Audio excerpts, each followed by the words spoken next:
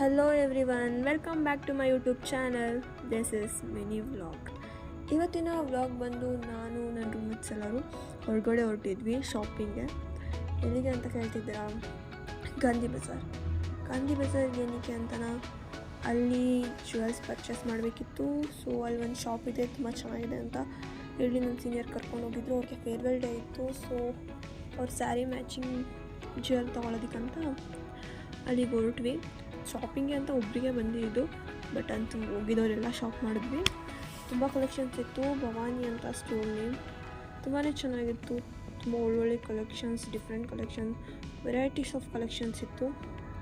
ಬೇಕಂದರೆ ಅಲ್ಲಿ ವಿಸಿಟ್ ಮಾಡ್ಬೋದು, ಗಾಂಧಿ ಬಜಾರ್. ಅದು ಮುಗಿಸ್ಕೊಂಡು ಶಾಪಿಂಗ್ ಮುಗಿಸ್ಕೊಂಡು ನೆಕ್ಸ್ಟ್ ಹೊರಟ್ವಿ.